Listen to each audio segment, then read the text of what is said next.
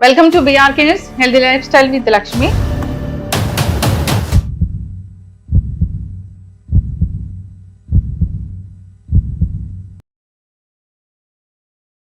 So జనరల్గా gastric issues చాలా మందిని ఇబ్బంది పెడుతూ ఉంటాయి.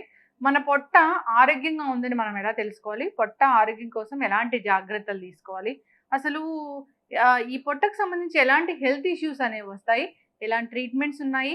హోమ్ రెమెడీస్ ఏమైనా పనిచేస్తాయా? సో దీని గురించిన పూర్తి వివరాలు తెలుసుకుందాం. మనతో పాటు ఉన్నారు ప్రముఖ surgical gastro enterologist doctor Srimannarayana గారు. డాక్టర్ గారు నమస్తే అండి. నమస్తే.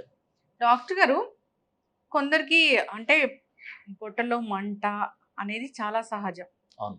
ఏదన్నా ఎప్పుడైనా స్పైసీ ఫుడ్ తిన్నప్పుడు పొట్టలో మంట రావడం సహజం. కానీ కొందరిలో పొట్టలో మంట అనేది చాలా ఇయర్స్ ఉంటుంది. ఏదైనా టాబ్లెట్స్ వేసుకున్నా, సిరప్స్ వేసుకున్నా అప్పటికప్పుడు తగ్గుతుంది కానీ మళ్ళీ దాని పవర్ అయిపోగానే వస్తూ ఉంటుంది. అవును. ఈ పొట్టలో మంట అసలు మీ మెడికల్ పరిభాషలో ఏమంటారు? ఎందుకు వస్తుంది డాక్టర్ గారు? జనరల్‌గా పొట్టలో మంటని మన మెడికల్ పరిభాషలో వచ్చేప్పటికి గ్యాస్ట్రైటిస్ ప్రాబ్లమ్ అని చెప్తారండి. SDT problem, gastritis problem. Public చెప్పడం ఏంటంటే ఇండైజెషన్ ప్రాబ్లమ్, అంటే తిన్నది అరగట్లేదని.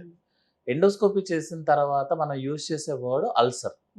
ఎందుకు క్లియర్‌గా చెప్తున్నాం అంటే మనం జనరల్ పబ్లిక్‌లో ఇండైజెషన్ అంటే అరగలేదు, వేడి చేసింది, ఈ మీనింగు ఎండోస్కోపీలో స్టమక్‌లో అల్సర్ ఉన్నది సేమ్ మీనింగ్ అండి. సేమ్ ఈక్వేషన్ అన్నమాట. జనరల్‌గా ఏంటంటే మనకి ఎస్‌డిటీ ఎందువల్ల వస్తది అనేది, అల్సర్ గాని, ఎస్‌డిటీ గాని ఎందువల్ల వస్తదంటే టైంకి ఫుడ్ తీసుకోకపోవడం వల్ల వస్తది ఎక్కువగా. ఒకటి మెయిన్ థింగ్. సెకండ్ థింగ్ ఏంటంటే మనం బయట food, spicy food, oily food, next ఏంటంటే మనకు అవసరం ఉన్నా లేకపోయినా ఎక్కువ అమౌంట్ ఆఫ్ ఫుడ్ తీసుకోవడం వల్ల సెకండ్ కాజ్ యాక్చువల్లీ. అంటే బింగ్ ఈటింగ్ అంటారు. కొంతమంది ఏం చేస్తారంటే ఫాస్టింగ్ చేసి సడన్‌గా మిగతా మీల్స్ అన్నీ ఆ 3-4 అవర్స్‌లో కంప్లీట్ చేసేస్తారు. సో దానివల్ల ఏంటంటే ఎక్కువ హార్మోన్స్ రిలీజ్ అవ్వడం వల్ల ఎస్‌డిటీ ప్రాబ్లమ్స్ ఎక్కువ వస్తాయి. మూడో కారణం ఏంటంటే స్ట్రెస్. మన బాడీ జనరల్‌గా మన మైండ్ ఎక్కువగా యాక్టివేట్ అవుతుంటే మన హార్మోన్స్ లెవెల్స్ పెరుగుతాయి. మన మైండ్ యాక్టివ్ ఉందంటే అండి, ఎక్కువ యాక్టివేట్ అయిందంటే మనకి ఏదో ప్రాబ్లం ఉన్నట్టు లెక్క. దాన్నే స్ట్రెస్ రెస్పాన్స్ అంటారు అనమాట. దానివల్ల ఏమవుతుందంటే హార్మోన్స్ రిలీజ్ అయిపోతాయి. రిలీజ్ అవ్వగానే మనకి SDT levels, pancreatic juices levels అన్ని లెవెల్స్ రైజ్ అయిపోతాయి. దానివల్ల ఎస్‌డిటీ వస్తుంది. సో ఇప్పుడు మనకి నిద్ర లేదనుకోండి, నిద్ర మంచిగా ఉంటే ఆ టైంలో మనం ఓన్లీ బాడీలో అవసరమైనంత వరకు మాత్రమే యాసిడ్స్ రిలీజ్ అవుతాయి, జ్యూసెస్ రిలీజ్ అవుతాయి. మనం నిద్ర లేకుండా అంటే జనరల్‌గా వర్క్ చేయడము, లేకపోతే ఏదైనా యాక్టివిటీస్ చేయడమే కదా. సో యాక్టివిటీకి సంబంధించిన హార్మోన్స్ రిలీజ్ అవుతాయి. నిద్ర లేకపోవడం వల్ల మళ్ళీ రిలీజ్ అవుతాయి. సో ఎసిడిటీ పెరుగుతుందన్నమాట. ఎందుకు ఇంత క్లియర్ చెప్పాలంటే చాలా మంది మాకు వచ్చే పేషెంట్స్ ఇప్పుడున్న యూట్యూబ్ వర్షన్ వల్ల అందరూ డైట్ చేసేవాళ్ళే. యూట్యూబ్ వర్షన్ అనే కాదు, ఇన్‌స్టా వెర్షన్ అనే కాదు, జనరల్‌గా గూగుల్ ఇన్ఫర్మేషన్ అనే కాదు. అందరండి అంత హెల్త్ కాన్షియస్ అంటున్నారంటే ఈవెన్ డాక్టర్స్ గానీ, సర్జన్స్ గానీ, పెద్ద పెద్ద హైఫై క్యాండిడేట్స్ కూడా అంత కాన్షియస్ ఉండమని. అంటే ఒక ఫుడ్ తీసుకునేటప్పుడు కూడా ఏదో హ్యాండ్ పిక్డ్ ఐటమ్ లాగా, ఫుడ్ కొంచెం ఎక్కువ తీసుకుంటే ఏదో భూకంపం వచ్చేస్తుంది లాగా అంత రెస్ట్రిక్ట్ చేస్తారు. నిజంగా ఆ రెస్ట్రిక్ట్ చేసే దాని ఒక యాక్టివిటీని మన ఫిజికల్ యాక్టివిటీలో పెంచితే ఇంకా చాలా బాగుంటది యాక్చువల్‌గా. కానీ కడుపు నిండా తినకూడదు కదా డాక్టర్ గారు? జనరల్‌గా చెప్పాలంటే అండి, మనకి ఆ రోజు ఎంతైతే అవసరం అవుతుందో అంత తినమని చెప్తాము. ఇప్పుడు సపోజ్ మీరు యాక్టివిటీ ఎక్కువ లేదు, మీరు వర్క్ ఏం లేదు, ఇంట్లోనే లైక్ సాఫ్ట్‌వేర్ లాగో, వర్క్ ఫ్రమ్ హోమ్ లాగో ఉన్నారనుకోండి, మీరు ఎంతైతే అవసరమో అంత తినండి. అట్లా కాకుండా మీరు ఈరోజు బాగా వర్క్ చేశారు, యూ ఆర్ వెరీ హంగ్రీ, తినండి హ్యాపీగా. నెక్స్ట్ రోజు అదే లెవెల్ ఆఫ్ వర్క్ చేయండి. మజిల్‌ని యాక్టివ్‌లో ఉంచాలండి. ఎంతసేపు ఒక ప్లేట్, కడుపు ఇది కాదు యాక్చువల్‌గా. మన మజిల్, ఫిజికల్ యాక్టివిటీ, నెక్స్ట్ ఏంటంటే మెంటల్‌గా ఎంతైతే అవసరమో అంతే యూజ్ చేసుకుంటూ, నిద్ర 6-8 అవర్స్ మంచిగా స్లీపు. నెక్స్ట్ ఏంటంటే హరీ చిన్న ప్రాబ్లమ్‌ని కూడా ఎండ్ వరకు అంతు తేల్చాల్సింది అన్నట్టుంటే, మనం ఎక్కువగా మైండ్ యూజ్ చేసే కొద్దీ మీకు ఎస్‌డిటీ ప్రాబ్లమ్ పెరుగుతూనే ఉంటదండి. మీరు ఎన్ని ఎండోస్కోపీస్ చేయండి, ఎన్ని కంపెనీ మెడిసిన్స్ వాడండి, ఫైనల్‌గా డైట్ ఎంత ఇంపార్టెంటో stress levels, sleep and out side food. Out side food అని ఎందుకు స్ట్రెస్ చేయాల్సి వస్తుందంటే ఆయిల్ అనేది డిఫరెంట్‌గా ఆయిల్ యూజ్ చేయకపోతే అది టేస్ట్ ఉండదు. ప్రిజర్వేటివ్స్ వాడకపోతే మీరు ఎంత పెద్ద హోటల్ అయినా ప్రిజర్వేటివ్స్ వాడలేనిదే కలర్‌ఫుల్ ఉండదు. అవి 2 లేకపోతే కస్టమర్ ఉండడు. సో ఇవన్నీ తగ్గించుకుంటేనే మీకు ఎస్‌డిటీ మళ్ళీ రాకుండా ఉంటది. జనరల్‌గా ఎస్‌డిటీ అనేది డిసీజ్ కాదండి, అదొక problem for our life style. ఇప్పుడు మీరు మందులు రాస్తారు, ఎసిడిటీ వచ్చింది నాకు, మీరు మందులు రాస్తారు, వాడాను. దాంతో పాటుగా నా ఫుడ్ హ్యాబిట్స్ కూడా చేంజ్ చేసుకోవాల్సిందేనా? కంపల్సరీ అండి. ఇప్పుడు మన లైఫ్ స్టైల్ మోడిఫికేషన్ ఈ రోజు మొదలు పెడితే మనకి అట్లీస్ట్ 1 to 2 months పడుతుంది. ఈ రోజే కట్ చేయడానికి కుదరదు. అది ఇదేమో అలారం కాదు కదా. మనం ఈ రోజు కట్ చేసి రేపటి నుంచి నేను మంచోడిని అయిపోతున్నానంటే కుదరదు. సో ఒక ప్రాసెస్ ఉంటది. ఈ ప్రాసెస్ జరిగేంత వరకు మన పేషెంట్ సఫర్ అవ్వాల్సిన అవసరం లేదు. అందుకే మనం మెడిసిన్స్ ఇస్తాం.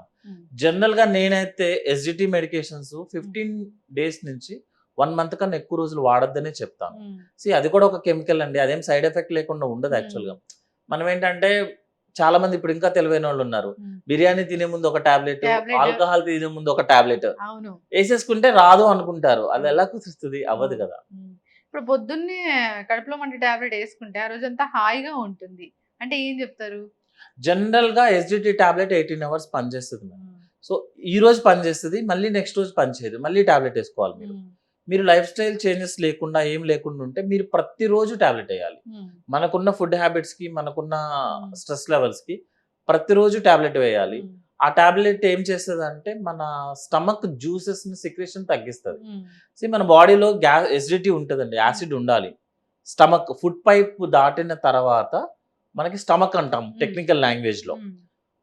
దాని యొక్క pH వాల్యూ 0.8 అండి. అంటే మన యాసిడ్ ఉండాలి లోపల, ఉంటేనే డైజెషన్ వస్తుంది. మీరు రోజు టాబ్లెట్ వేసి యాసిడ్ లెవెల్స్ తగ్గిస్తున్నారు అనుకోండి, మీకు డైజెషన్ అవుతుందా? అవ్వదు కదా. మన బాడీ ఫ్లూయిడ్ ఒక్కొక్క కంపార్ట్మెంట్ లో ఒక్కొక్క pH లెవెల్స్ అంటాం. అంటే ఒక ఎసిడిటీ లెవెల్స్, ఒకటి ఆల్కలైన్ లెవెల్స్. అవి ఆ లెవెల్స్ లో ఉంటేనే మీకు డైజెస్ట్ అవుతుంది. మీరు నాకు ప్రాబ్లం ఉంది కదా అని టాబ్లెట్లు వేసేస్తారు, యాసిడ్ లెవెల్స్ తగ్గుతాయి, ఫుడ్ అరగలేదు కదా అని మళ్ళీ టాబ్లెట్ వేస్తారు, మళ్ళీ లెవెల్స్ తగ్గుతాయి. అదొక ప్రాసెస్ లాగా వెళ్ళిపోతుంది. మీరు నమ్మరు, కొంతమంది పేషెంట్స్ వస్తారు, మినిమం 10 ఎండోస్కోపీలు లేదే పేషెంట్ రారు.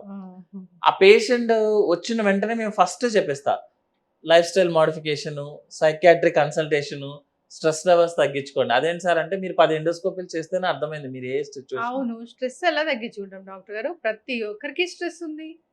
స్ట్రెస్ తగ్గించుకోవడం ఏముంటదండి, మనం తీసుకునే దాన్ని బట్టే ఉంటది కదా. మనము టార్గెట్స్ ఎక్కువ పెట్టేసుకొని దాని వెంట నేను పరిగెత్తుతానంటే సరే మీరు రీచ్ అయ్యారు, మళ్ళీ నెక్స్ట్ టార్గెట్ హెల్త్ ఉండదుగా, మళ్ళీ నెక్స్ట్ టార్గెట్. ఈ టైంలో మీరేమో ఎస్జిటి అది ఇది అని చెప్పి తిరుగుతూ ఉంటారు. మీరు అక్కడ సంపాదిస్తారు, హాస్పిటల్స్ ఖర్చు పెడతారు. చక్కగా చెప్పారు డాక్టర్ గారు, చక్కటి మాట. అసలు ఖచ్చితంగా హెల్త్ మీద దృష్టి పెట్టాల్సిందే. మీరు అన్నట్లు అంటే టార్గెట్స్ కూడా మనకి ఎంతైతే అవసరం పరిధి ఉంటది, ఆ పరిధి ఎంత వరకే మనం ఎంత చేయగలమో అంతేనండి. ఇప్పుడు నేను డాక్టర్ ఉన్నాను, నేను డాక్టర్ అంటే ఓన్లీ పేషెంట్స్ మాత్రమే చూడగలను, సర్జరీస్ చేయగలను. నేను లేదు నేను హాస్పిటల్స్ పెట్టేస్తా, రియల్ ఎస్టేట్ లో దిగేస్తా, షేర్ మార్కెట్స్ చేసేస్తాను అంటే నేను ఇక్కడ పేషెంట్స్ కి న్యాయం చేయలేను, నాకు నేనే న్యాయం చేసుకోలేను. సో మనం ఎంత చేయగలం? సపోజ్ నేను డాక్టర్ను కానీ నాకు ఇందులో ఇంట్రెస్ట్ లేదు, సర్జన్ నాకు ఇంట్రెస్ట్ లేదు, నేను వేరే ఫీల్డ్ లోకి వెళ్తాను. అంతేగాని అందరి సకలం చేస్తానంటే ఆరోగ్యం పాడైపోతుంది. అవును. ఇప్పుడు అసలు సర్జికల్ గ్యాస్ట్రో ఎంట్రాలజిస్ట్ అంటే ఎలాంటి సర్జరీస్ చేస్తారు? జనరల్ గా మనము ఏ ప్రాబ్లం కైనా 2 ఆప్షన్స్ ఉంటాయండి. ఒకటి మెడికల్ కండిషన్, సెకండ్ మెడిసిన్స్ తో మనకి తగ్గలేదు సర్జరీ చేస్తాం, లేదు అసలు కండిషనే సర్జరీ కండిషన్. సపోజ్ మనం పైనుంచి తీసుకుందాం, మన ఫుడ్ పైప్ ఉంది, ఫుడ్ పైప్ నుంచి ఫస్ట్ మనకు వచ్చే ప్రాబ్లం పేరు GERD అంటే గ్యాస్ట్రిక్ రిఫ్లెక్స్ డిసీజెస్. అదేంటంటే ఒక స్ట్రక్చరల్ ప్రాబ్లమ్, ఒక వీక్ అవ్వటం వల్ల. నెక్స్ట్ మన ఫుడ్ పైపు అబ్డామిన్ లో ఉండాల్సిన ఫుడ్ పైపు చెస్ట్ లోకి రావటం వల్ల. అంటే ఏంటి, అది ఒక స్ట్రక్చరల్ ప్రాబ్లమ్. అది మన మెడిసిన్స్ తో తగ్గదు, డైరెక్ట్ గా సర్జరీ చేయాలి. నెక్స్ట్ థింగ్ ఏంటంటే అసిడిటీ ప్రాబ్లం, అంటే గ్యాస్ ప్రాబ్లమ్. అది మనకి మెడిసిన్స్, లైఫ్ స్టైల్ మోడిఫికేషన్స్ తో తగ్గుతుంది. మెడిసిన్స్ తో కూడా తగ్గట్లేదు అనుకుందాము, ఫైనల్ గా సర్జరీ వస్తుంది. తర్వాత gallbladder problem, gall bladder లో స్టోన్స్ ఉన్నాయి, పెయిన్ వస్తుంది పేషెంట్ కి, పెయిన్ కి మెడిసిన్స్ వాడతాము, స్టోన్స్ కి సర్జరీ చేయాలి. గాల్ బ్లాడర్ లో పెయిన్ అంటే రైట్ సైడ్ వస్తుందా? రైట్ సైడ్ రిబ్స్ కింద అన్నం తిన్న తర్వాత పెయిన్ వస్తే దాన్ని గాల్ బ్లాడర్ పెయిన్ అంటారు. రిబ్స్ కింద, రైట్ సైడ్ రిబ్స్ కింద అన్నం తిన్న 15 to 20 minutes తర్వాత 5 minutes వస్తుంది, 5 minutes తగ్గుతుంది. క్లాసికల్ గా ఉంటాయి కొన్ని పెయిన్స్ అన్నమాట. ఎందుకు చెప్పాల్సి వస్తుందంటే పెయిన్ ఏమో ఎక్కడో చెప్తారు, అల్ట్రాసౌండ్ చేయించుకుంటారు, గాల్ బ్లాడర్ స్టోన్ అని వస్తుంది. Sir gall bladder first patient ఓపీకి రాగానే నాకు ఒక అల్ట్రాసౌండ్ రిపోర్ట్ ఇచ్చి సార్ గాల్ బ్లాడర్ లో రాయి ఉంది సార్ అంటాడు. మీ కంప్లైంట్ ఏంటి అంటే రిపోర్ట్ లో ఉంది కదా సార్ అంటాడు. అది కాదు బాబు, నీ కంప్లైంట్ ఏంటో చెప్తే అది ఇది రిలేషన్ అవ్వాలండి. లేకపోతే నేను సర్జరీ చేస్తా, surgery success, next day morning patient complaint same pain. నేను సర్జరీ చేసింది గాల్ బ్లాడర్ స్టోన్ కాదు, పెయిన్ కి చేయాలి నేను సర్జరీ. సో గాల్ బ్లాడర్ లో స్టోన్ వస్తే సర్జరీ కంపల్సరీ అండి. అది సైజ్ తీసేయడం అనేది లేదు. స్టోన్ తీసేయడం లేదండి. కిడ్నీలో is different story, gallbladder is different story. ఎందుకు అంటే గాల్ బ్లాడర్ పని చేయకపోతేనే దాంట్లో స్టోన్ వస్తుంది. వన్స్ పని చేయడం ఆపేస్తే that is end of the game, ఇంకా అయిపోయినట్టే, దాని పని అయిపోయినట్టే. దాని పని మనకి ఏంటంటే లివర్ నుంచి జ్యూస్ సిక్రెట్ అవుతుంది అనుకుంటాం కదండి, అది 1 లీటర్ ఉంటది, కానీ లివర్ లో 1 డ్రాప్ కూడా స్టోర్ అవ్వదు. గాల్ బ్లాడర్ లోకి వచ్చి స్టోర్ అవుతుంది, కానీ గాల్ బ్లాడర్ యొక్క కెపాసిటీ 50 ml ఓన్లీ. సో మీరు 1 లీటర్ జ్యూస్ ని 50 ml కి కాన్సన్ట్రేట్ చేయాలి. సో గాల్ బ్లాడర్ పని ఏంటంటే ఆ కాన్సన్ట్రేట్ చేయడము, జ్యూస్ ని మన స్టోర్ హౌస్ రిజర్వాయర్ అన్నమాట. సో ఎప్పుడైతే మనం ఫుడ్ తింటామో అందులోకి కొంచెం ఆ జ్యూస్ లోకి వాటర్ యాడ్ చేసి మనకి పంపిస్తుంది, లైక్ చిన్నప్పుడు రస్నా లాగా అనమాట. అంటే ఒక స్పూన్ ఇస్తే 10 గ్లాసులు తాగొచ్చు. సో కాన్సన్ట్రేట్ చేయడము, డైల్యూట్ చేయడము. ఈ ప్రాసెస్ ఏదైనా ప్రాబ్లం అయిందనుకోండి స్టోన్స్ ఫామ్ అయిపోతాయి. సో మీకు ఏ స్టోన్ అయినా సరే ఒక కాన్సన్ట్రేషన్ లో ప్రాబ్లం వచ్చి శాండ్ లాగా తయారయ్యి శాండ్ కాన్సన్ట్రేట్ అయ్యి స్టోన్ వస్తుంది. బయట కూడా అంతే కదా మనకు వచ్చేది. సో ఈ ప్రాసెస్ ఒకసారి ప్రాబ్లం పోయింది అంటే ఇట్స్ పోయింది. కానీ డాక్టర్ గారు, గాల్ బ్లాడర్ లో ఒక స్టోన్ వస్తే నొప్పి వస్తుంది, కానీ గాల్ బ్లాడర్ లో ఇన్ని స్టోన్స్ చూస్తాము. గాల్ బ్లాడర్ లో ఒక స్టోన్ వచ్చినా 10 స్టోన్స్ వచ్చినా కూడా అండి పెయిన్ ఎప్పుడు వస్తుంది అంటే ఆ స్టోన్ దాని నెక్ దగ్గర టచ్ అయినప్పుడు పెయిన్ వస్తుంది అన్నమాట. అంటే గాల్ బ్లాడర్ అనేది బల్బ్ అండి, మనం చిన్నపిల్లలు వాడుకునే బెలూన్స్ లాగా అనమాట. మీరు నెక్ దగ్గర తాడు కట్టేసి బెలూన్ ని గట్టిగా ప్రెస్ చేశారనుకోండి బెలూన్ పగిలిపోతుంది. అట్లాగే సేమ్ గాల్ బ్లాడర్ అనమాట. ఆ నెక్ దగ్గర స్టోన్ వస్తేనే పెయిన్ వస్తుంది. చాలా సార్లు ఏమవుతుంది అంటే మనకి ఆ కాంట్రాక్షన్ ఫంక్షన్ పోతుంది కొంతమందిలో. సో గాల్ బ్లాడర్ లో కాన్సన్ట్రేషన్ అవుతూనే ఉంటుంది, స్టోన్స్ ఫామ్ అయిపోతుంటాయి. మేము ఆల్మోస్ట్ 1000 స్టోన్స్ కూడా చూస్తాం యాక్చువల్ గా, కానీ వాడికి ఏ కంప్లైంట్ ఉండదు. ఎందుకు అంటే ఆ స్టోన్ నెక్ దగ్గరికి రాలేదు ఇంకా. కొంతమందికి మీరు నమ్మరు 1 mm స్టోన్ కూడా పెయిన్ వస్తుంది. కొంతమందికి లోపల పెద్ద, మేము అంటాం మైనింగ్ పెట్టుకున్నాడు ఏంట్రా బాబు, తవ్వకాలు అంటాం అన్నమాట. కొన్ని 100 స్టోన్స్ ఉన్నా కూడా వాడికి ఏముండదు, హ్యాపీగా పడుకుంటాడు. అవును, కానీ వాళ్ళ సిస్టమ్ అనేది ఏదో ఒక తేడా జరుగుతుంది కదా, డైజెషన్ ప్రాబ్లం వస్తుంది అండి. కంపల్సరీగా ఆ పేషెంట్ ఎస్డిటి కంప్లైంట్ చేస్తాడు. అతను మనం హిస్టరీ అడిగితే ఎస్డిటి టాబ్లెట్ అనేది చాలా రెగ్యులర్ గా వాడుతుంటాడు అన్నమాట. అంటే SDT patient, gallbladder patient complaint same ఉంటాయండి జనరల్ గా, ఎందుకంటే రెండు పక్క పక్కనే ఉంటాయి. ఎస్డిటి పేషెంట్ కి ఏంటంటే ఓన్లీ గ్యాస్ ప్రాబ్లం లాగా టైట్ గా చెప్తాడు. గాల్ బ్లాడర్ అతను ఏంటంటే పెయిన్ కూడా చెప్తాడు.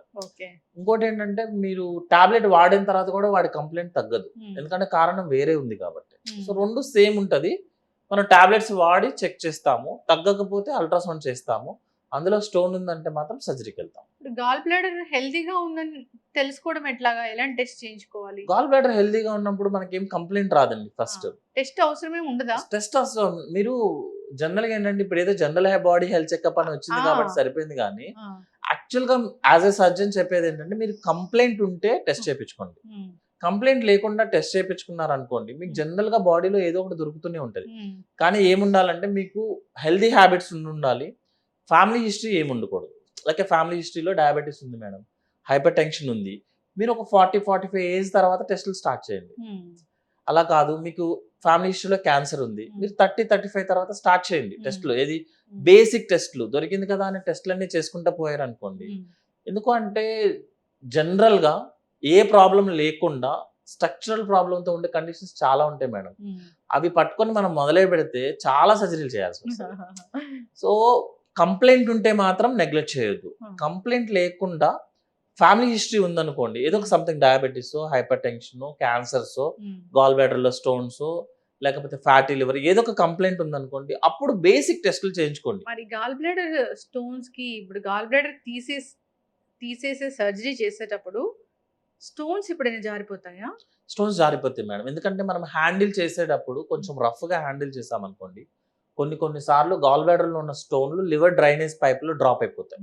వెరీ స్మాల్ స్టోన్స్ అన్నమాట. దాన్ని యాక్చువల్ గా టెర్మినాలజీ ఏంటంటే సెకండరీ స్టోన్స్ అంటారు. ఎందుకంటే కొంతమంది పేషెంట్స్ వస్తారు మేడం, మీరు సర్జరీ చేయకముందు లేదు, సర్జరీ చేసిన తర్వాత ఎలా వచ్చింది అని అడుగు. అంటే మీరు సర్జరీ చేసేటప్పుడు చూసుకోలేదా, టెస్టుల్లో దొరకలేదా, రేడియాలజిస్ట్ తప్పు చేశాడా? ఎందుకంటే జనరల్ గా మనం బ్లేమ్ చేయడం ఈజీ, సర్జరీ చేసే ఒకళ్ళు బ్లేమ్ చేయడం ఈజీ అన్నమాట.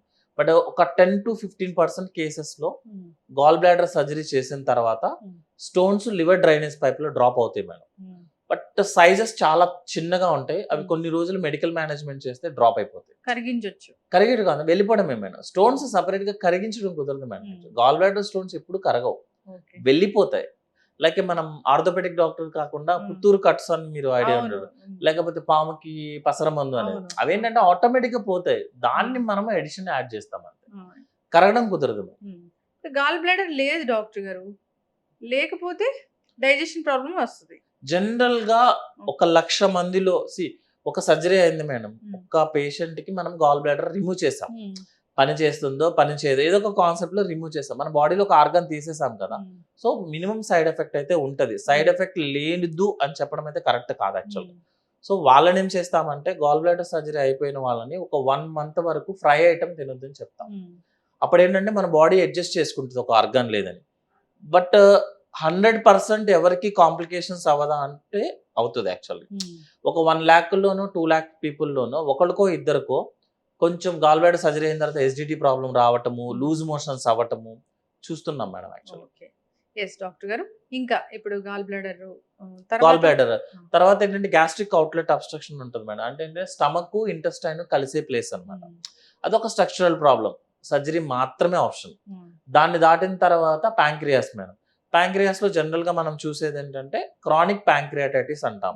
అంటే ఏంటంటే ప్యాంక్రియాస్ లో స్టోన్స్ రావడం, ప్యాంక్రియాటిక్ డక్ట్ బ్లాక్ అవ్వడం, అటుకి సర్జరీ. స్ట్రక్చరల్ ప్రాబ్లం అంటే సర్జరీ మేడం.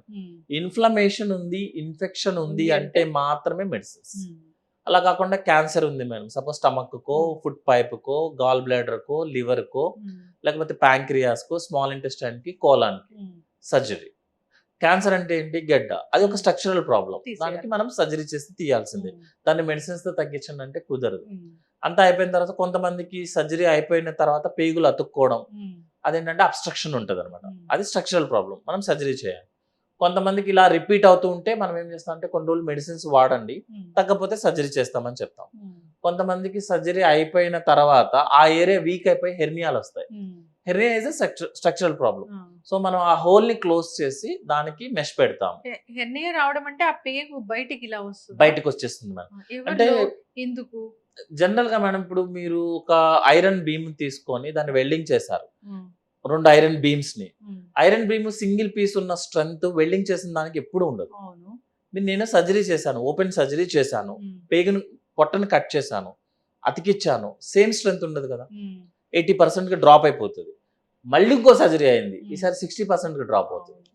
పేషెంట్ కి ఒబీస్ ఉండడం, మోషన్ టైట్ అవ్వటం, కాన్స్టిపేషన్ ఉందనుకుందాము, వీక్ అయిపోయిన ప్లేస్ లో ఆల్రెడీ బవల్ బయటకు వచ్చేస్తుంది.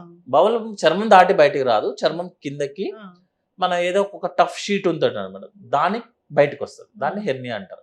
ఎందుకు వస్తుంది అంటే మీరు ఎక్కువ సార్లు సర్జరీ చేయించుకుంటే వీక్ అయ్యి హెర్నియాలు వస్తాయి. ఏ సర్జరీలైనా, ఏ సర్జరీ అయినా, ఈవెన్ మీరు నమ్మరు, ఈవెన్ లాప్రోస్కోపిక్ సర్జరీకి కూడా హెర్నియాలు వస్తాయి.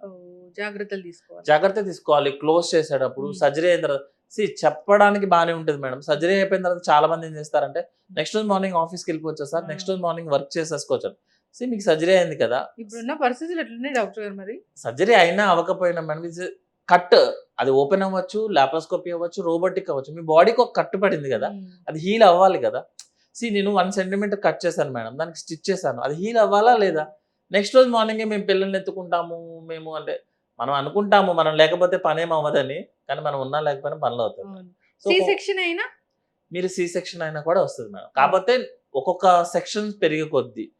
ఇంతకు ముందు మేము సి సెక్షన్ అంటే ఏంటంటే వర్టికల్ ఇన్సిషన్స్ ఉండేవి, అంటే అంబ్లికస్ నుంచి కిందకు ఉండేది. ఇప్పుడంతా సి సెక్షన్ అంతా హారిజాంటల్ ఇన్సిషన్స్. రేట్ తగ్గింది కానీ బట్ వచ్చే ఛాన్సెస్ ఉంటాయి. ఎప్పుడు అంటే నెంబర్ ఆఫ్ సి సెక్షన్స్ పెరిగే కొద్దీ.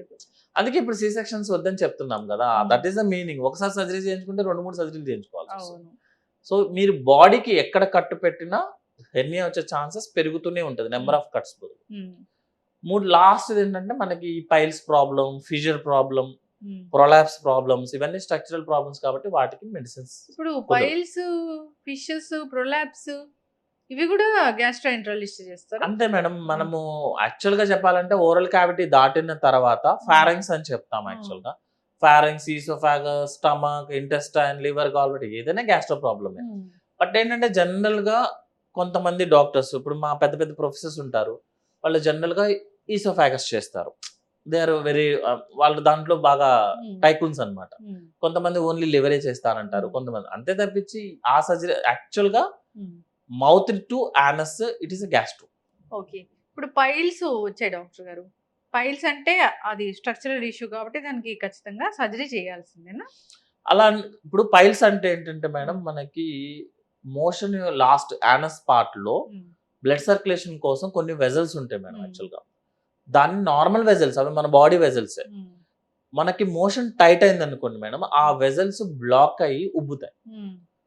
మరీ ఎక్కువ టైట్ అయింది అనుకో, ఉబ్బిన వెజల్స్ బ్లీడ్ అయిపోతాయి అన్నమాట. మీరు జనరల్ గా చూడండి, ఇప్పుడు సపోజ్ మన చేయి కట్ అయింది అనుకుందాం, చేయి కట్ అయింది, బ్లీడ్ అయింది. బ్లీడ్ స్పాంటేనియస్ గా ఆగిపోవడం చాలా తక్కువ. యాక్చువల్ మనం ఏదో సూచర్ చేయటము లేకపోతే ఏదో చేయటం, ఫుల్ కట్ అయితే ఎక్కువ బ్లీడ్ అయితే. కానీ పైల్స్ చూడండి, చాలా మందికి బ్లీడ్ ఆటోమేటిక్ ఆగిపోతుంది. ఎందుకు అంటే ఒక ప్రెషర్ వస్తుంది, ఆ ప్రెషర్ లో వెజల్ బ్రేక్ అయిపోతుంది, ఆటోమేటిక్ గా హీల్ అయిపోతుంది. ఈ అన్నిటికీ రీజన్ ఎక్కడ ఉంది? కాన్స్టిపేషన్ లో ఉంది. సో మనం పేషెంట్ చెప్తామన్నమాట, ఫస్ట్ మీరు కాన్స్టిపేషన్ అవాయిడ్ చేయండి. అయినా కూడా బ్లీడ్ అవుతుంది అంటే తర్వాత మెడిసిన్స్ తీసుకోండి. ఎందుకంటే మనకు చాలా ఆయింట్మెంట్స్ వచ్చాయి, మెడిసిన్స్ వచ్చాయి. అయినా కూడా తగ్గకపోతే మాత్రమే పైల్స్ కి సర్జరీ చేస్తాం. ఇప్పుడు ఆయింట్మెంట్స్ వచ్చాయి, మెడిసిన్స్ వచ్చాయి అంటే ఆ పైల్స్ కనపడకుండా పోతాయా? పైల్స్ అనేది మనకి ఆల్రెడీ ఉన్న వెజల్, మనం దాన్ని ఎక్కడికి చేయలేం మేడం. మనకు అది ఉండాలి, ఉండకపోతే పని అవ్వదు. యాక్చువల్ గా మోషన్ ఫ్రీ అవ్వదు. మనం ఆ నరంని మనం ఏం చేస్తామంటే, కాన్స్టిపేషన్ ఎక్కువ హార్డ్ కావడం వల్ల ప్రెషర్ పెంచుకొని ఆ వెజల్ ని ఉబ్బిచ్చి, మనం ఇప్పుడు చేతిని గట్టిగా పట్టుకున్నాం అనుకోండి, మీ నరం ఉబ్బట్లా, ఇంకా గట్టిగా పట్టుకోండి, నరం పగిలిపోతుంది. యాక్చువల్గా అట్లాగే సేమ్ కాన్స్టిపేషన్ టైట్ అయింది అనుకోండి, మీకు బ్లీడ్ అవుతుంది. టైట్ అవ్వకపోతే మీకు బ్లీడ్ అవ్వదు మేడం. మీరు ఏమన్నా చేయండి, టైట్ అవ్వకపోతే పైల్స్ బ్లీడ్ అయ్యే ఛాన్సే లేదు. మరి పైల్స్ బ్లీడ్ అవ్వకపోతే మీరు సర్జరీ చేసుకునే ఉపయోగం లేదు. పైల్స్ అనేది బ్లీడింగ్ కోసం చేస్తాను, అంతేగాని ఎందుకంటే అవి మనవి, మన నరం, అది మనం ఎందుకు కట్ చేసుకోవాలి దాన్ని? చాలా మంది అడుగుతారు వచ్చి, నాకు పైల్స్ ఉంది సర్జరీ చేయండి, పైల్స్ ఉంది సర్జరీ చేయండి అని. మనకి ఏంటంటే ఆ ఏరియాలో మోషన్ వచ్చే టైంలో ఆ డోర్ ఓపెన్ అవ్వాలి, కరెక్ట్ గా పైన మోషన్ వస్తుంది, మన బాడీ సెన్సేషన్ అవుతుంది. మీరు చూడండి, సైలెంట్ గా మనం మాట్లాడుకుంటున్నప్పుడు కూడా చాలా మంది గ్యాస్ పాస్ చేసేస్తారు. గ్యాస్ కూడా అందులోంచే కదా రావాలి, కానీ మోషన్ పైనే ఉంటది, కానీ మోషన్ ఎందుకు పాస్ అవ్వదు అంటే అంత సెన్సేషన్ ఉంటుంది ఆ ఏరియాలో. అంటే మనం కరెక్ట్ గా మనం అనుకుంటాం రోబోటిక్ ఇవన్నీ, వీటిని మించిన టెక్నాలజీ ఉంది అక్కడ. మీరు ఊరికే సర్జరీ చేయించుకొని ఆ టెక్నాలజీని పాడు చేసుకొని వేస్ట్ ఆఫ్ థింగ్ అన్నమాట. ఎందుకంటే సెన్సస్ ప్రకారమే అనవసరంగా పైల్ సర్జరీ చేయించుకున్న వాళ్ళల్లో 20 to 30% వాళ్ళకి ఇన్కాంటినెన్స్ వస్తుంది. ఇన్కాంటినెన్స్ అంటే మనం కంట్రోల్లో లేకుండా మోషనో, లిక్విడ్ మోషనో, గ్యాస్ మన కంట్రోల్లో లేకుండా పాస్ చేసేస్తాం. ఈవెన్ మనం ఫాట్ చేయాలన్నా కూడా మన కంట్రోల్లోనే ఉంటుంది. అంత కంట్రోల్లో ఉన్నది పైన మోషన్ పాస్ అవ్వదు, కానీ కింద గ్యాస్ పాస్ అయిపోతుంది, అంత కంట్రోల్ ఉంటుంది. సో జనరల్ గా నేనైతే ప్రిఫరబుల్లీ ఫిషర్ అనే పేషెంట్ ఎవరైనా వస్తే మీరు సర్జరీ చేయించుకోవద్దు. పెయిన్ ఉంటుంది, మీరు ఆయింట్మెంట్స్ వాడుకోండి, మోషన్ కాన్స్టిపేషన్ అవాయిడ్ చేయండి, రెగ్యులర్ గా ఫైబర్ ఫుడ్ తినండి. అప్పటికి మీకు పెయిన్ వస్తే పెయిన్ కిల్లర్స్ వాడండి అని. అతను ఎలా అంటే, నాకు పెయిన్ వస్తుందిరా బాబో అంటే తప్ప పెయిన్ కిల్లర్స్ అన్ని వాడి తప్ప నేను సర్జరీ చేయను. ఫిషర్ కి పైల్స్ ప్రాబ్లం బ్లీడింగ్ అన్నమాట. అదేంటంటే మనం అన్ని మెడిసిన్స్ వాడండి, ఫైబర్ ఫుడ్ తినండి, కొంచెం వెయిట్ చేయండి, కొంచెం బ్లడ్ పోతే ఏం కాదు. ఫీమేల్స్ కి మనకన్నా ఎక్కువ బ్లడ్ పోతుంది, వెయిట్ చేయండి. తగ్గలేదనుకోండి అప్పుడు సర్జరీకి రండి. మూడో కండిషన్ ఈస్ ఫిస్టులా మేడం. ఫిస్టులాకి మీరు సర్జరీ తప్ప మీకు ఆప్షన్ లేదు. ఇంకా డైరెక్ట్ మీరు ఫిస్టులా అంటే ఓకే సర్జరీ, మేమే చెప్పిస్తాం సర్జరీ. సో ప్రొలాప్స్ అంటే ఏంటంటే పేగు జారడం అనమాట. మీరు ఏం చేసినా అది ప్రొలాప్సే. దానికి సర్జరీ. Constipation madam. మోషన్ దగ్గర మీకు ఏ ప్రాబ్లం వచ్చినా అది కాన్స్టిపేషన్. మీరు అట్లీస్ట్ ఒక 10-15 years బాగా హార్డ్ గా కాన్స్టిపేషన్ అయితే తప్ప ప్రొలాప్స్ రాదు మేడం పేషెంట్. సో ముందు కాన్స్టిపేషన్ అవాయిడ్ చేస్తే మన బాడీ ఆటోమేటిక్ గా కారణం ఏంటి ప్రాబ్లమ్స్ కి? కాన్స్టిపేషన్. మీరు ముందు అది తగ్గించుకోండి, ఈ ప్రాబ్లమ్ సాల్వ్ అవుతుంది. ఇప్పుడు ఈ ప్రొలాప్స్ వచ్చింది, సర్జరీ అంటే? సర్జరీ అంటే ఏం చేస్తామంటే జనరల్ గా 2 types ఉంటుంది మేడం. అంటే ఓన్లీ మన బవల్ యొక్క పై లేయర్సే కింద పడుతున్నాయి అంటే ప్రొలాప్స్ అవుతున్నాయా, లేకపోతే మొత్తం బవల్ 4 layers ఉంటాయి మేడం బవల్లో. ఓన్లీ ఫస్ట్ 2 layers డ్రాప్ అయితే మనం పెరియానల్ గా సర్జరీ చేస్తాం, అంటే యానస్ నుంచే సర్జరీ చేసుకోవచ్చు. అట్లా కాకుండా కొంతమందికి బవల్ అంటే మొత్తం పేగంతా జారిపోతుంది మేడం. వాళ్ళకి ఏంటంటే మనం అబ్డామిన్ లాప్రోస్కోపీలోనే ఆ బవల్ని పైకి లిఫ్ట్ చేస్తాము. లిఫ్ట్ చేసి మళ్ళీ రాకుండా ఉండడం కోసము దాన్ని మన బోన్ కి స్టిచ్ చేస్తాము. వాళ్ళని మనం ఒక 6 months వరకు కాన్స్టిపేషన్ లేకుండా మోషన్ సిరప్స్ వాడమను. ఎందుకంటే మనం బవల్ పైకి లాగాం కదా, దాన్ని ఫిక్స్ అవ్వాలి కదా, దానికోసం మోషన్ సిరప్ వాడమంటాం. సో ఆ టైప్స్ ఉంటాయి మేడం, 2 types. సింపుల్ వన్ అయితే మనం కింద నుంచి చేసేయవచ్చు, అంటే మోషన్ ద్వారం నుంచి. లేదు మొత్తం పేగంతా బయటకు వచ్చేస్తుంది అంటే మాత్రం ఏం లేదు, కిందకు వచ్చింది మనం సర్జరీ చేసి పైకి లాగుతాం. సక్సెస్ అవుతుంది. ప్రొలాప్స్ జనరల్ గా పేషెంట్ కాన్స్టిపేషన్ ఉంటారు మేడం వాళ్ళు. యాక్చువల్ గా ఓపెన్ గా మాట్లాడుకోవాలంటే ప్రొలాప్స్ రిజల్ట్ అనేది కొంచెం బ్యాడ్. ఎందుకంటే మనం 100% ఎవరికి సక్సెస్ రేట్ ఇవ్వలేము. ఎందుకంటే సర్జరీ అయిన తర్వాత పేషెంట్ కాన్స్టిపేషన్ మళ్ళీ వెళ్ళిపోతాడు అతను. డ్రగ్ వాడడు, కాన్స్టిపేషన్ మళ్ళీ హార్డ్ స్టూల్స్. ఎందుకంటే ఆల్రెడీ మన ఇండియన్ సెటప్ లో పోస్ట్ ఆపరేటివ్ సర్జరీ అయిపోయిన తర్వాత 1 week తర్వాత డాక్టర్ ని ఫాలో అయ్యే ఛాన్సే లేదు. నాకు పని అయిపోయింది, నేను ఎందుకు ఫాలో అవ్వాలి, నీకు డబ్బులు ఇచ్చి సర్జరీ చేయించుకున్న తర్వాత నీ మాట నేను రాస్తారు, ఫాలో అవ్వరు మేడం. ప్రొలాప్స్ ఒకటి, ఫిస్టులా ఒకటి, హెర్నియా మేడం. జనరల్ గా రిజల్ట్స్ సర్జన్ ఎంత బాగా చేస్తాడో అన్న బట్టి కాకుండా పేషెంట్ పోస్ట్ ఆపరేటివ్ సర్జరీ అయిపోయిన తర్వాత ఎంత బాగా ఫాలో అప్ అయ్యాడనే ఇంపార్టెంట్. యాక్చువల్గా టు బి ఫ్రాంక్, ప్రొలాప్స్ అయితే మాత్రం ఫెయిల్యూర్ రేట్ 20% ఉంటుంది. ఫిస్టులా అయితే ఒక 5%, హెర్నియాకి 1%. ఫాలో అప్ కష్టం అండి ఈ 3 కండిషన్స్ లో. మిగతా ఏవి పేషెంట్ మనకు అవసరం లేదు. We don't need patient follow up. ఇప్పుడు కాన్స్టిపేషన్ ఉన్న వాళ్ళలోనే ఈ మోషన్ అనేది ఎక్కువ స్మెల్ అనేది వస్తుంటుందా? అవును మేడం. ఎందుకంటే కాన్స్టిపేషన్ అంటే మనకి మోషన్ లోపల ఎక్కువసేపు స్టక్ అయింది కదా.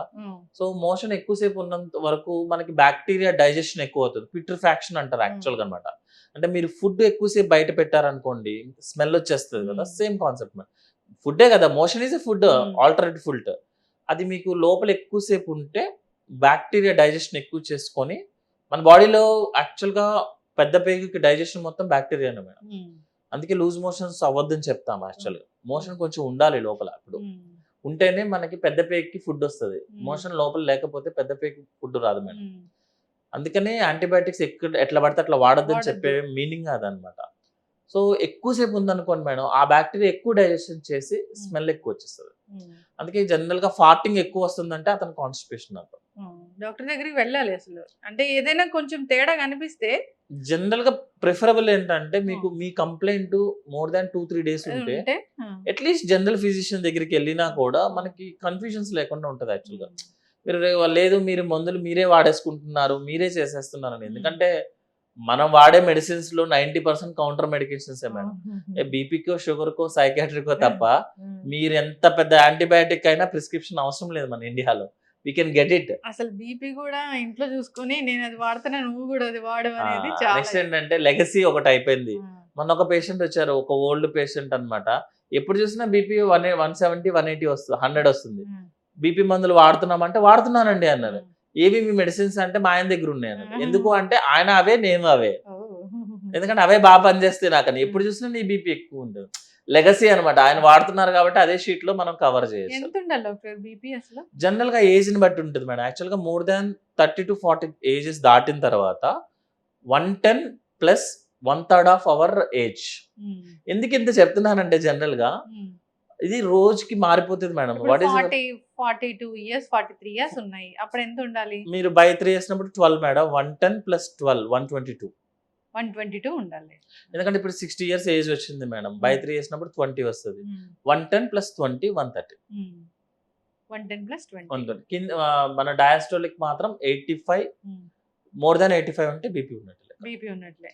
80 to 85 వరకు కరెక్టా? కరెక్ట్. ఓకే. ఆన్ యావరేజ్ చెప్పాలంటే నార్మల్ గా కొంచెం ఓల్డ్ పీపుల్ వాళ్ళకి 135, 85 ఇస్ ఓకే మేడం. 135 అంటే మనం 140, 130 కూడా ఓకే. అంటే మనకి షుగర్స్ కానీ బీపీ కానీ ఒక రేంజ్ ఉండాలి మేడం. స్ట్రిక్ట్ షుగర్స్ ఫాలో చేయడం అనే అంత బ్యాడ్ బిహేవియర్ ఏముండదు. మీరు స్ట్రిక్ట్ షుగర్స్ ని ఫాలో చేయకూడదు. అలా విధంగా స్ట్రిక్ట్ గా బీపీస్ కూడా ఫాలో అవ్వకూడదు. యాక్చువల్గా ఒక రేంజ్ అనిపించి మీరు బ్లడ్ టెస్ట్లు చూడండి. Haemoglobin normal is 11 to 16, 5 grams difference ఇచ్చాడు అతనే. మరి మనం ఎలా స్ట్రిక్ట్ గా చేస్తాం? ఆ రెండు స్ట్రిక్ట్ ఉండదు మేడం. కొంచెం అటు ఇటు వేరియేషన్స్ ఉండాలి యాక్చువల్గా. అదే గుడ్ హ్యాబిట్ యాక్చువల్గా. ఇప్పుడు పొట్టలో బ్లడ్ లీక్ అవుతుంది అనే మాట మనం ఎక్కడ వింటాం డాక్టర్ గారు? ఇప్పుడు మనకేంటంటే జనరల్ గా బ్లీడ్ అవడానికి 2 ఆప్షన్స్ లా చూసుకున్నప్పుడు ఫుడ్ పైప్ కానీ లేకపోతే స్టమక్ మేము అనుకునే స్టమక్ యాక్చువల్గా ఉన్న తర్వాత మన స్మాల్ ఇంటెస్టైన్ యొక్క ఫస్ట్ 100 సెంటీమీటర్లో మనకి ఏదైనా అల్సర్ లాగా ఉన్నా, కొంతమందికి ఏంటంటే లివర్ ఫెయిల్యూర్ ఉన్న వాళ్ళకి వ్యారసిస్ ఉన్నా, మూడో కారణం ఏంటంటే క్యాన్సర్స్ ఉన్నా కొంచెం బ్లీడ్ అవుతుంది. ఆ బ్లీడ్ అయింది మన యాసిడ్ తోటి బాగా డైజెషన్ అయ్యి బ్లాక్ కలర్ కింద మారుతుంది మేడం. సో ఎవరైనా పేషెంట్ సపోజ్ ఒక మేల్ పేషెంట్ వచ్చాడు మేడం, హిమోగ్లోబిన్ రిపోర్ట్ లో మనకి 9 ఉంది. జనరల్ గా ఇండియన్ మేల్ కి 11 to 10 అనేది నార్మల్. ఫీమేల్స్ కి మనం 9 to 10 మనం చెప్తాం కానీ 100, 14 అలా అని కుదరదు అట్లాగా మనకున్న సిచ్యువేషన్ లో. సో ఒక మెయిల్ గనక 9, 8 అట్లా హిమోగ్లోబిన్ తో వచ్చాడంటే ఫస్ట్ నేను అడిగే క్వశ్చన్, మీ మోషన్ ఏమన్నా బ్లాకా? లేదండి అంటాడు. పోనీ ఎప్పుడైనా పైల్స్ ప్రాబ్లం వచ్చిందా? ఈ రెండు కాదంటే నేను ఫస్ట్ అడిగే డయాగ్నోసిస్ ఏంటంటే ఎండోస్కోపీ చేయించుకోండి. ఎందుకంటే లోపల ఏదైనా బ్లీడ్ అవుతుందేమన్న ఉద్దేశం. కొంతమందికి ఏంటంటే ఇప్పుడు పైల్స్ ప్రాబ్లం ఉందనుకోండి మేడం, వాడికి ఏంటంటే మనకి హిస్టరీ ఉండాలి, కాన్స్టిపేషన్ ఉండాలి, పేషెంట్ బాత్రూంలో బాగా హార్డ్ స్టూల్స్ పాస్ చేయాలి, పాస్ చేసిన తర్వాత బ్లీడ్ అయిపోవాలి. బ్లీడ్ ఏంటంటే మనకి బ్రైట్ రెడ్ కలర్ రావాలి మేడం. ఏదో మిక్స్ అయిపోయింది అయితే పైల్స్ అనకూడదు ఎప్పుడు, ఎందుకంటే పైల్స్ అనేది లాస్ట్ లో ఉండేది. మీరు ఎగ్జిట్ పాయింట్ లో ఫ్రెష్ బ్లడ్, మీరు జస్ట్ మనం కట్ అయితే ఎంత బ్రైట్ కలర్ వస్తుందో అది వస్తే మనం పైల్స్ అంటాం. కొంతమందికి ఏంటంటే లూజ్ మోషన్స్ ఉండి మోషన్ తో పాటు బ్లడ్ మిక్స్ అయిపోతుంది మేడం, దాంతో పాటు కొంచెం జిగురు జిగురుగా వస్తుంది అనమాట. దాన్ని మనం కొలైటిస్ అంటాం అనమాట. అంటే కోలాన్ లో ఏదో ఇన్ఫెక్షన్ ఉంది అని. దాన్ని కొంతమంది అల్సరేటివ్ కోలైటిస్, క్రాన్స్ డిసీజ్, టీబీలో కూడా టీబీ ఆఫ్ ఇంటెస్టైన్, మన పేగులకి ఏదైనా ఇంటెస్టైన్ టీబీ వచ్చినా కూడా కొంతమందికి లూజ్ మోషన్స్ వచ్చి దాంతో పాటు బ్లడ్ మిక్స్ అవుతుంది అనమాట. దాన్ని మన జెల్లీ లాగా వస్తుంది యాక్చువల్గా, అంటే బ్లాక్ జెల్లీ లాగా. కొంతమందికి జిగురు లాగా వస్తుంది అనమాట. అట్లా కాకుండా కొన్నిసార్లు ఏమవుతుంది అంటే మోషన్ టైట్ గా ఉండి దాని మీద ఒక చిన్న లేయర్ లాగా వచ్చింది అనుకోండి, ఫిజర్ అంటాము. ఎందుకంటే మోషన్ లో బ్లడ్ కనిపించింది అంటే 95% వాళ్ళకి క్యాన్సర్ కాదు. ఎందుకంటే మనం నెట్ లో బ్లడ్ ఇన్ ద మోషన్ అని నెట్ లో కొట్టంగానే మన సోకాల్ గూగుల్ తల్లి ఫస్ట్ చూపించేది నీకు క్యాన్సర్ ఉందని. వాడు ఆ రిపోర్ట్ పట్టుకొని నాకు క్యాన్సర్ వచ్చింది కదా అని చెప్పి డాక్టర్ని తప్ప ప్రపంచంలో అందరినీ అడుగుతాడు. అప్పటికి పుణ్యకాలం కాస్త గడిచిపోతుంది. సో నేనేం చెప్తున్నా అంటే, బ్లడ్ వచ్చింది మీకు ఒక ప్రాబ్లం వల్ల పెయిన్ వచ్చింది అంటే, కంప్లైంట్ ఉంది అంటే మీకు క్యాన్సర్ 95% లేదు. మీరు వేరే ప్రాబ్లం ఉంది, మీరు అది చెక్ చేయించుకుంటే చాలు. ఆ 5% కూడా నేను ఎందుకు వద్దన్నాను అంటే, నేను చూడకుండా చెప్పడం కుదరదు. కెమెరా పెట్టి నేను చూడకుండా నేను చెప్పడం కుదరదు. సో మీకు బ్లడ్ వచ్చిందో, ఒక చోట పెయిన్ వచ్చిందో, లేకపోతే మీరే గడ్డలాగా ఫీల్ అవుతున్నారు. చాలా మంది వస్తారు మేడం మనకి సాటర్డే కొంతమంది వస్తారనమాట. చెప్పడం కరెక్ట్ కాదు కానీ ఫ్యాట్ ఉంటుంది, లైపోమా ఉంటుంది అనమాట. లైపోమా అంటే మన ఫ్యాట్, చర్మం కింద ఫ్యాట్ ఉంటుంది మేడం. అది పట్టుకొని వాడు సంవత్సరం నుంచి క్యాన్సర్ క్యాన్సర్ క్యాన్సర్ అని తిరిగేస్తూనే ఉంటాడు పాపం. అది కరిగించేయడానికి పైన హాట్ వాటర్ కెమికల్స్ అన్ని పోసేస్తాడు. బాబు నీకు ఇది ఫ్యాట్ బాబు అంటే, నాకు స్కానింగ్ ఎఫ్ఎన్ఎస్ అన్ని రాసేయండి, అన్నిట్లోనూ కొవ్వనే వస్తుంది. అప్పుడు కానీ వాడు సాటిస్ఫై అవ్వడం. మనకి ఏదైనా గడ్డ తగిలింది అనుకోండి మేడం, అది మాక్సిమం క్యాన్సర్ కాదు. సో కంగారు పడాల్సిన అవసరం లేదు. డాక్టర్కి చూపించుకోండి, మీకు డౌట్ వస్తే ఎఫ్ఎన్ఎస్ చేయించుకోండి. ఎందుకు వచ్చిన గోల్రా బాబు అనుకుంటే తీపిచ్చేసుకోండి, అయిపోతుంది కదా, డ్రామా గోవర్. అలా కానీ దాన్ని ఎదురుగా పెట్టుకొని చిన్న చిన్న సెబేసిస్ట్లు మేడం, స్వెట్ గ్లాండ్ నుంచి వచ్చేదాన్ని క్యాన్సర్ అని తిరుగుతారు పాపం. అవేర్నెస్ ఓవర్ అవేర్నెస్ అయిపోయింది madam. Swelling in the skin గూగుల్లో కొట్టండి, క్యాన్సర్ అనే వస్తుంది ఫస్ట్. ఎందుకంటే అది బాగా ఉంటుంది అంటే జనాలు చూస్తారు. మీరు సెబేసిస్ట్ అని కొట్టండి, బాబు నీకు ఇది కాదు బాబు చెమట గుల్ల అని చెప్పండి, ఎవడో చూడు, నేనే చూడను. సో మనం అట్లా అయిపోయాము, ఓవర్ అయిపోతుంది అనమాట. డాక్టర్ అయ్యి నేను అది సెబేసిస్టా లేకపోతే లైపోమా అని చెప్పాలంటే మినిమం 15 సంవత్సరాలు చదివాను మేడం. మీరు నెట్లో రీఛార్జ్ చేసుకొని ఎంటర్ కొడతానంటే ఎట్లా చెప్పాలి? సో స్వెల్లింగ్స్ అన్ని ఉన్నా, పెయిన్ ఉన్నా, బ్లీడింగ్ ఉన్నా బెటర్ కన్సల్ట్ ఏ డాక్టర్. ఇంకోటి ఏంటంటే స్పెషలిస్ట్నే కలవండి. స్పెషలిస్ట్ అంటే ఓకే ఈ ప్రాబ్లం మీరు ఎవరి దగ్గరికి వెళ్ళాలో ఒక ఐడియా ఉంటుంది కదా, డైరెక్ట్ గా అతన్నే కలవండి, చెప్తాడు. మీకు ఇష్టమైతే కంటిన్యూ చేయండి, లేకపోతే నెక్స్ట్ ఆల్టర్నేటివ్ చూడండి. కొంతమంది పెద్ద పెద్ద ప్రాబ్లమ్స్ ని చిన్న చిన్న డాక్టర్ దగ్గరికి వెళ్తారు, సజెషన్స్ అంత కరెక్ట్ గా ఉండవు, దెన్ టైం వేస్ట్ అవుతుంది, వేరేగా వస్తుంది. So coming to the point ఏంటంటే బ్లీడింగ్ అయ్యింది, సో మనం ఫస్ట్ ఎండోస్కోపీ చేస్తాం మేడం. అందులో ఐడెంటిఫై అవ్వకపోతే కొలనోస్కోపీ చేస్తాం. కొన్నిసార్లు ఏంటంటే మనకి స్మాల్ బౌల్ ఉంటుంది కదా, మనకి ఆల్మోస్ట్ లైక్ 5 to 6 meters ఉంటుంది మేడం, అందులో కూడా బ్లీడ్ అవుతుంది. అందులో బ్లీడ్ అయినా కూడా మనకి బ్లడ్ రావచ్చు, లేకపోతే బ్లాక్ కలర్, రెండింటికి సేమ్ మీనింగ్ మేడం. కొంతమంది ఏం చేస్తారంటే నిన్న నైట్ నేను బీట్రూట్ తిన్నాను సార్, లేకపోతే నిన్న నైట్ నేను ఒక డిఫరెంట్ ఐటమ్స్ తిన్నాను దానివల్లే బ్లాక్ వచ్చింది అని చెప్తారు. మన ఒక ఫుడ్ ఐటమ్ వల్ల బ్లాక్ ఎప్పుడు రాదు. నీకు కరెక్ట్గా ఓపెన్గా మాట్లాడుకోవాలంటే లివర్ మనం సపోజ్ గోటో దాని యొక్క బ్లడ్తో ఒక కర్రీ తయారు చేస్తారు, బ్లడ్తో. అవును. దాని వల్ల మాత్రమే బ్లాక్ వస్తుంది. మిగతా ఏ ఫుడ్ వల్ల బ్లాక్ వచ్చే ఛాన్సే లేదు మీకు. మీరు బ్లాక్ రాదు, బ్రౌన్ రావచ్చు. బ్లాక్ మాత్రం వచ్చింది అంటే బ్లీడ్ అయినట్టు లెక్క. లేకపోతే మీరు ఏదైనా బ్లడ్ ప్రోడక్ట్ లేక బ్లడ్ కర్రీయో ఏదో కొంతమంది తింటారు కదా వెరైటీ కోసం అని, తప్ప మీకు వేరేగా బ్లాక్ రాదు. సో ఎండోస్కోపీ, కొలనోస్కోపీ చేస్తాము. అప్పటికి మీకు ఐడెంటిఫై అవ్వలేదు అనుకోండి, సిటీ స్కాన్ చేస్తాము. సిటీ స్కాన్లో కూడా ఐడెంటిఫై అవ్వకపోతే ఎంట్రోస్కోపీ అని కొత్తది చేస్తాము. కానీ 72% 80% మాత్రమే మనం ఐడెంటిఫై చేయగలం లీజన్.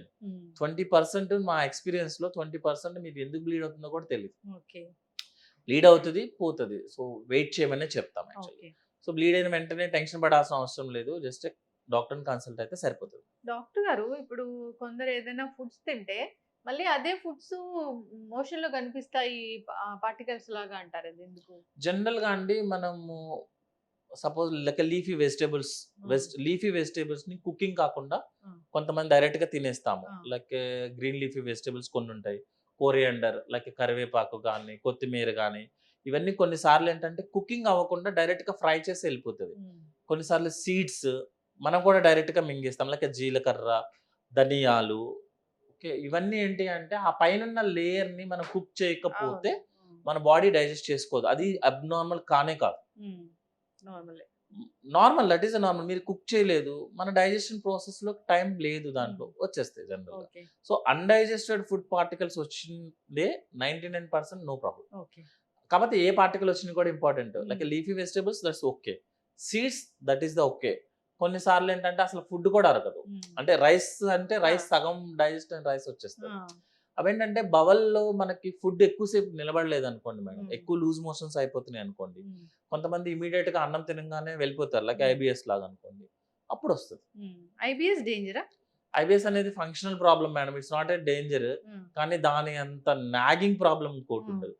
ఇప్పుడు నేను ఎవరికైనా సిన్ ఇవ్వాలి, నాకు ఎవరి మీద కోపం ఉందనుకోండి, నీకు ఐబిఎస్ రావాలి అని కోరుకుంటాను అనమాట. అంటే అంత నాగింగ్ ప్రాబ్లం అది యాక్చువల్ గా. అదేంటంటే ట్రీట్మెంట్ ఇచ్చేవాడికి కష్టమే, తీసుకునేవాడికి కష్టమే. జాగ్రత్తలు అంటే స్ట్రెస్ మేడం అంతే. మీరు మైండ్ బాగా యాక్టివ్ లో ఉంచితే మీ బవల్ ఇంకా బాగా యాక్టివ్ అవుతుంది. మీరు మైండ్ బాగా ఆలోచిస్తే మీకు అన్ని మోషన్స్ అవుతాయి. ఏముండదు, మీరు మైండ్ కామ్ గా చేసుకోండి, మీ బవల్ హ్యాపీగా రిలాక్స్ అవుతుంది, మీకు మోషన్ ప్రాబ్లం రాదు. డాక్టర్ గారు, ఇప్పుడు ఈ పొట్టంతా బాగాలేకపోతే నోరు దుర్వాసన వస్తుందా? నోరు రిఫ్లెక్స్ వస్తుంది మేడం. యాక్చువల్ గా అంటే యాసిడ్ మనకి పైకి తంతుంది అనుకోండి మేడం, మన బ్యాక్టీరియా ఏదైతే నోట్లో ఉండాల్సిన బ్యాక్టీరియా వేరే బ్యాక్టీరియా కింద కన్వర్ట్ అయిపోతుంది. సో ఎవరైనా సరే, ఇప్పుడు సపోజ్ నాకే దుర్వాసన వస్తుంది అనుకోండి, స్మెల్ వస్తుంది అనుకోండి, ఫస్ట్ ఓరల్ హైజీన్ చెక్ చేసుకోమని చెప్తాం. అంటే లైక్ టూత్ అవన్నీ చెక్ చేసుకోవడం, రోజుకు 2 times బ్రష్ చేయటము. నెక్స్ట్ ఏంటంటే మన వాష్ బెటాడిన్ కానీ లేకపోతే క్లోరోహెక్సిడిన్ మౌత్ వాష్ కానీ చేసుకోమని చెప్తాం. డెంటల్ డాక్టర్ని కలిసి క్లీనింగ్ చేసుకోమని చెప్తాం. ఇదంతా అయిన తర్వాత కూడా మీకు బ్రీత్ బాగా స్మెల్ వస్తుంది అనుకోండి, ఇవేంటంటే పర్టికులర్గా ఎర్లీ మార్నింగ్, అంటే మీరు మార్నింగ్ అయిన తర్వాత వేకప్ అయిన తర్వాత వస్తుంది అనమాట. ఓరల్ హైజీన్ బాగాలేదనుకోండి, మీకు రోజంతా వస్తుంది. కానీ రిఫ్లెక్స్ వల్ల, ఎస్డిటి ప్రాబ్లం వల్ల మీకు బ్యాడ్ స్మెల్ వచ్చింది అనుకోండి, బ్రెత్ వచ్చింది అనుకోండి, అది రిఫ్లెక్స్ ప్రాబ్లం అన్నమాట. అది మనం సర్జరీ చేయాల్సి వస్తుంది యాక్చువల్గా. సర్జరీ అంతేనండి. అదే మెడిసిన్స్ చూసే కండిషన్ మెడిసిన్స్ మేడం. మెడిసిన్స్ కాదు అంటే ఇట్స్ సర్జరీ. ఎందుకంటే మీకు యాసిడ్ పైకి తంతుంది, పై దాకా వచ్చి మీకు నైట్ అంతా మీరు పడుకున్నప్పుడు మంచిగా యాసిడ్ పైకి తన్ని బ్యాక్టీరియాతో వేరే ప్రాసెస్ వచ్చి మీకు స్మెల్ వస్తుంది. మీరు ఎన్ని మౌత్ వాష్లు కొట్టినా, ఎన్ని బ్రష్లు చేసినా పనవదు. అందుకే ఫస్ట్ ఓరల్ డాక్టర్ ని కలవండి, మొత్తం హైజీన్ చూసుకోండి. ఇన్ని చేసినా మీకు స్మెల్ వస్తుంది madam. So what is next? Me problem ఏంటి? స్మెల్. మీరు తగ్గించుకోవాలి కదా, అది రిఫ్లెక్స్. రిఫ్లెక్స్ ఏంటి? Surgery is the only option. Final గా మీరు సర్జరీ. ఇప్పుడు పుల్లటి తెన్పులు కూడా reflex madam. It's reflex problem. అంటే మనకి ఈసోఫాగస్ కి స్టమక్ కి ఒక జంక్షన్ ఉంటది, అది కనుక వీక్ అయితే మనకి యాసిడ్ జ్యూస్ తో పాటు లివర్ జ్యూస్ కూడా వస్తుంది. సో మీకేంటి పైన ఆ డోర్ వీక్ అయిపోయింది, మీరు డోర్ టైట్ చేయాలి. టైట్ చేస్తే మెడిసిన్స్ తో టైట్ అవ్వదు కదా, నేనే టైట్ చేయాలి, సూచర్స్ టైట్ చేయాలి. So it's a surgery. ఎప్పుడో ఒకసారి ఓకే. ఎప్పుడంటే ఇప్పుడు సపోజ్ కొంతమంది బిర్యానీ తిన్న తర్వాత, స్పైసీ ఫుడ్, ఆయిలీ ఫుడ్ తిన్న తర్వాత మనం ఒకసారి తేన్పు చేయాలన్నమాట. అంటే గ్యాస్ ని రిలీజ్ చేయాలి. దానికోసం ఒకసారి డోర్ ఓపెన్ అవుతుంది. మీరు ఎవ్వరు ఫుడ్ తిన్నా 1-2 సార్లు డోర్ ఓపెన్ అవుతుంది. ఎందుకు ఓపెన్ అవుతుంది అంటే, మనం అన్నం తినేటప్పుడు మింగుతాం కదా మనం, మింగేటప్పుడు ఫుడ్ తో పాటు గాలి కూడా తీసుకుంటాం. మీరు బిర్యానీ తినే వాళ్ళు ఏంటంటే ఇంకా ఎక్కువ గాలి వెళ్తుంది, ఫ్యాటీ ఫుడ్ కాబట్టి. ఆ గాలిని కిందకి రిలీజ్ చేయలేము, పైకే రిలీజ్ చేయాలి. అందుకే డోర్ ఓపెన్ అయ్యి 1-2 సార్లు తేన్పులు వస్తాయి. కానీ తేన్పులతో పాటు ఫుడ్ వచ్చింది, తేన్పుతో పాటు పుల్ల తేన్పులు వచ్చాయంటే ఇట్స్ అ సర్జరీ ప్రాబ్లం. అది 1-2 సార్లు ఓకే, రిపీటెడ్ వస్తుందంటే ఇట్స్ అ సర్జరీ. ఎక్కిళ్ళు కూడా ఎక్కువగా వస్తుంటాయి కొందరిలో. ఎక్కిళ్ళకి మీరు రీజన్స్ బుక్ లో అడిగితే 2 పేజీలు వస్తుంది మేడం. యాక్చువల్ గా జనరల్ గా ఏంటంటే అది డయాఫ్రమ్ అని మన చెస్ట్ కి అబ్డామిన్ కి మధ్యలో ఒక వాల్ ఉంటుంది. అది ఇరిటేట్ అయితే మనకి ఎక్కిళ్ళు వస్తాయి. యాక్చువల్ గా మనం వాటర్ తాగితేనో లేకపోతే ఎవడైనా కరెంట్ షాక్ లాగా ఒక చెంప మీద దెబ్బ కొడితే తగ్గేది కాదు. యాక్చువల్ గా అది తగ్గే టైంలోనే తగ్గుతుంది. అంతే మేడం. అదేంటంటే డయాఫ్రమ్ ఇరిటేట్ అవుతుంది అనమాట. సో ఇరిటేట్ అవడానికి మేజర్ కారణం ఏంటంటే ఎసిడిటీ. గ్యాస్ ఎక్కువ అయితే ఆ ఏరియాలో ఇరిటేట్ అయ్యి మనకి ఎక్కిళ్ళు వస్తాయి. అందుకే జనరల్ గా మీరు ఎక్కిళ్ళు వచ్చే వాళ్ళని కనుక క్వశ్చన్ లా తీసుకుంటే, వాళ్ళు ఏదన్నా మంచి ఫ్యాటీ మీల్ తీసుకున్న వాళ్ళు, లేకపోతే హరీబరీగా అన్నం తిన్న వాళ్ళు, లేకపోతే వాటర్ ఫాస్ట్ గా తాగేసిన వాళ్ళకి కూడా వెంటనే ఇమీడియట్ గా ఎక్కిళ్ళు తాడు. జనరల్ గా ఫ్యాటీ మీల్ తీసుకున్న వాళ్ళకి ఎక్కిళ్ళు ఎక్కువ వస్తాయి. మీరు ఎంత వాటర్ తాగినా అది తగ్గదు యాక్చువల్లీ. అది ఆ ఇరిటేషన్ తగ్గేంత వరకు వెయిట్ చేస్తుంది. మేము చాలా మంది పేషెంట్స్ చూస్తాం మేడం, మొత్తం మీరు ట్రీట్మెంట్ అంతా వాడేయండి, అన్ని వాడినా కూడా ఆ ఎక్కిళ్ళు 1-2 డేస్ ఉంటుంది యాక్చువల్గా. మీరు ఇంకోటి ఏంటంటే ఎక్కిళ్ళు మీరు ఎక్కువ చేసే కొద్దీ వస్తాయి యాక్చువల్గా.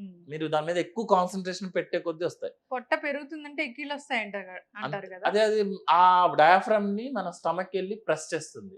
సో మేము ఎక్కిళ్ళకి వాడే ట్రీట్మెంట్ ఏంటంటే తెలుసా, ఎస్డిటి ట్రీట్మెంట్.